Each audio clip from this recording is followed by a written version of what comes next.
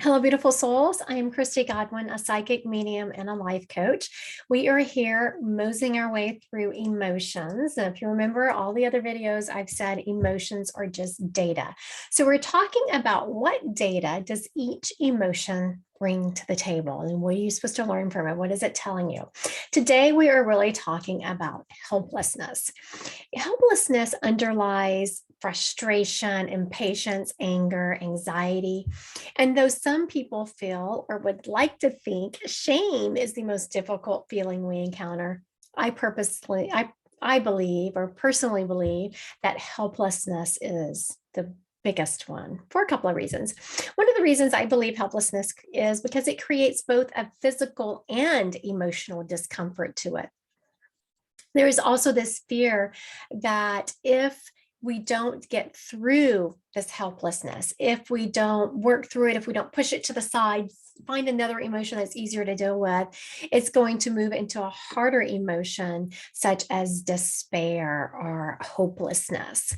Another reason helplessness is difficult is because when we are helpless, we feel a lack of control over our situation, our circumstances, and really no one likes to feel out of control. It also makes us feel insignificant. No one likes to feel like we have no control over our lives or that we are insignificant. Those feelings just will typically bring on a lot of triggers. One of the primary difficulties in recognizing that we were feeling helplessness, like you might realize you're feeling anxiety or anger, but what if those are secondary emotions? What if those emotions are just hiding your helplessness because the helplessness is too hard to work through? How do you know? How do you recognize that you are dealing with helplessness? You have to think about helplessness is more easily misinterpreted. Some of the emotions that have overshadowed helplessness are more familiar and more dominant emotions, such as disappointment. We can feel disappointment over an opportunity that we missed, such as a promotion at work. Really, in that situation, the bottom level emotion is we were helpless.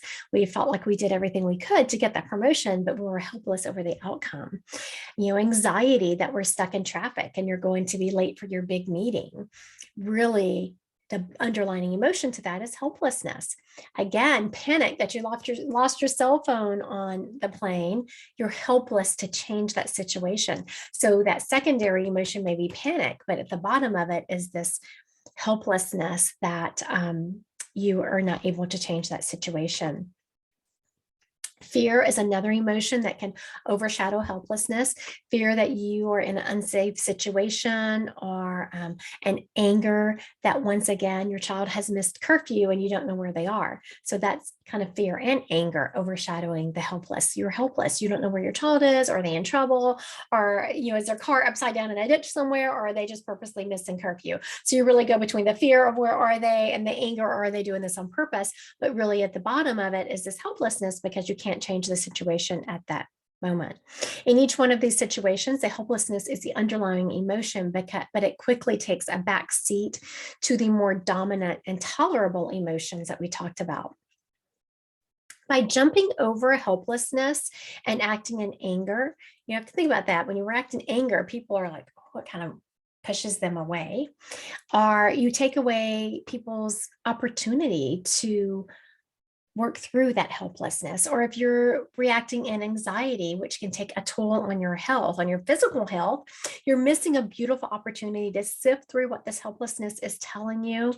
That is frequently at the core of these other emotions. Though you may be acting out in anger and anxiety or even fear, in my opinion, they inflate the current situation without offering any real solutions to it. By learning to tolerate these stuckness that the feeling of helplessness can bring to a situation, by learning to sit with it, by learning to sift through the data, it can lead us to some real solutions, because that's the emotion that is currently your internal guidance system. You're feeling helpless when the experience you are in causes you to feel maybe trapped or stuck or paralyzed. That's a true feeling that comes along with helpless. You feel vulnerable, useless, irrelevant, insignificant, and sometimes invisible. Those are all feelings that lead to letting you know you're sitting, or that bottom emotion is really not anger, not fear, but helplessness. When experience these emotions, it gets to be too much. If you're feeling helpless, people tend to turn to anger because they're afraid that if they sit in that helpless feeling too much, it will lead to further anxiety or even despair. It's my opinion that you can't live on this planet without learning at some point to feel helpless. At some point, everyone has felt helpless, and learning to surrender and stop fighting the feeling will lead you to the acceptance of solutions that will empower you, not acceptance that you are helpless. But by sitting in that emotion, by learning that internal guidance system of helplessness, where is it leading you? What solutions is it offering you? It will, writing it out, sitting with it and writing out will really enable you to move on. Helplessness is a signal to you that a situation is not in your control. And in that moment, there is nothing you can do about it. That is a very frightening feeling. Of course, there are different spectrums of this feeling of helplessness. The feeling of helplessness that a loved one has been diagnosed with a terminal illness is going to be much different than watching your plane fly off without you. Unfortunately, helplessness can sometimes be a sore reminder to us that we are mere mortals, and it can make us feel tiny and insignificant, as if we are no consequence.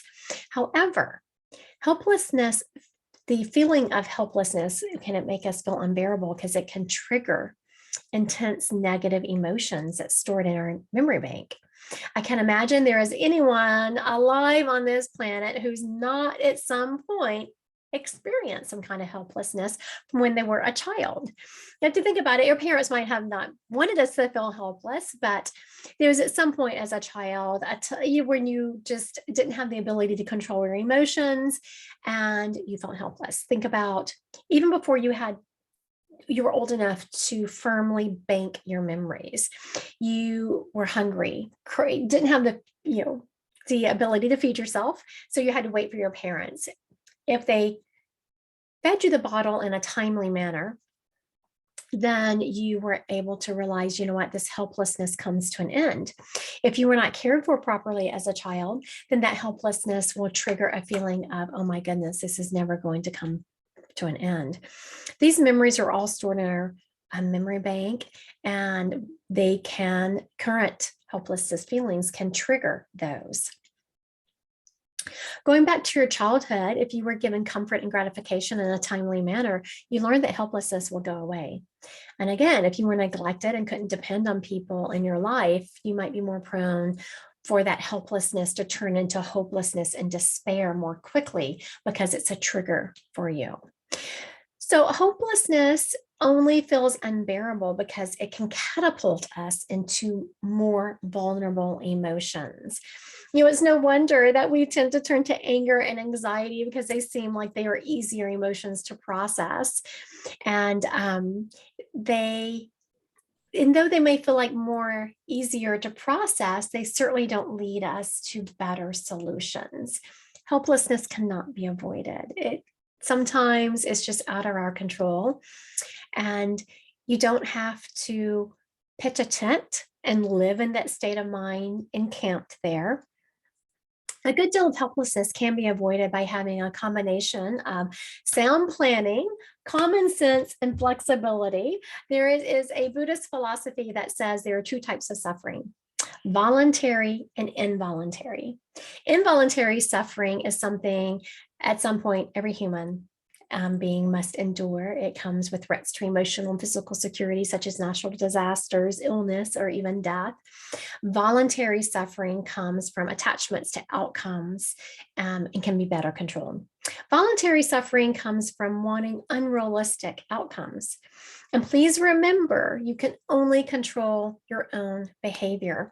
You cannot control someone else's behavior. You can avoid suffering if you acknowledge that fact. If you're on this planet, you're bound to experience some feelings of helplessness occasionally. Recognizing this emotion is key to processing it, to recognize the underlying emotion of helplessness, not the overshadowing anger or anxiety that you're feeling. And you can become skilled at bearing it. I know it sounds like no fun, but it cannot always be avoided. And remember, real power comes from sound judgment, being able to go with the flow and not trying to control each minute detail, and having a receptive ear to emotions. Emotions are part of our internal guidance system and our data. Make sure that you're sitting with these emotions or information and processing it properly. It will just help you better navigate your life here on earth. Don't pitch a tent in helplessness by any means, but make sure you're recognizing it for what it is and processing it.